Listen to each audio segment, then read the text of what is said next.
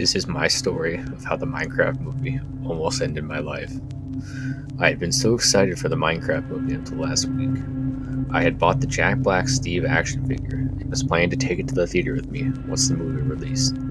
After weeks of waiting, it had finally come out, and so I drove my rusty 2002 Hyundai Accent to my local movie theater.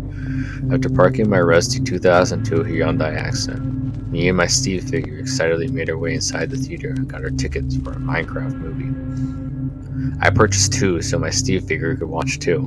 Then I purchased an extra large Dr. Pepper to slurp on during the movie, and the limited edition Chicken Jockey popcorn bucket.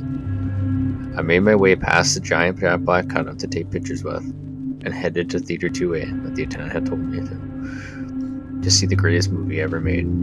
Upon entering, I noticed I was the only one there. I assumed maybe most people had jobs and couldn't see a life-changing masterpiece at 4 p.m. on a Thursday. As the movie progressed, I couldn't help but holler in a fit of laughter and throw my popcorn everywhere whenever Steve made one of his comedic quips. I couldn't help but notice that Steve's sword had been unexpectedly replaced with a rather large butcher's knife. I figured it was probably just a new weapon coming to the game that they wanted to advertise, so I continued throwing my popcorn everywhere and screaming. Finally, a moment I had been waiting for, when Steve said his coveted line, "I am Steve." But I could never have suspected what terrifying horror would come out of his mouth. Steve opened his mouth and blood came pouring out as he said, "I am Satan," in a deep, grizzled voice. Suddenly, grotesque hordes threaded out from his head as he let out a terrifying laugh. I managed to quickly pull out my phone and get this picture of it. The blood from his mouth poured down onto his sweater, turning dark red with blood.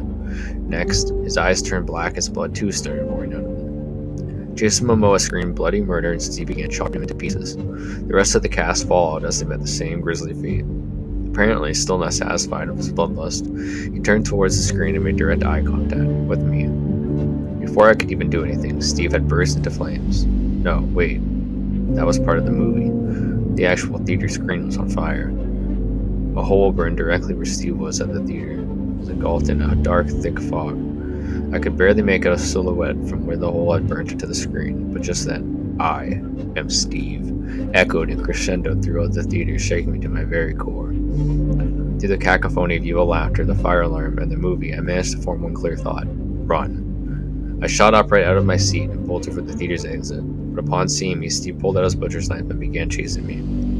Thinking fast, I threw my limited edition Chicken Jockey popcorn bucket at him, causing him to trip and stumble down. I just barely made it out of the exit when I heard a firefighter's siren. I wiped a bead of sweat off my forehead and turned back. I saw Steve standing there, ominously at the exit door. I slowly walked back to my car, still making sure to keep an eye on him, when I finally saw him mouth one final thing to me: "No one's going to believe you." I made it to my rusty 2002 Hyundai Accent and drove away.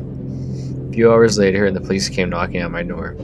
I'm currently on trial for suspected arson against the movie theater in the state of Oregon, since apparently no one else was in the building at the time except for me. I still have that burned Steve figure on my desk, and it stares emptily at me, taunting me. No one's going to believe you.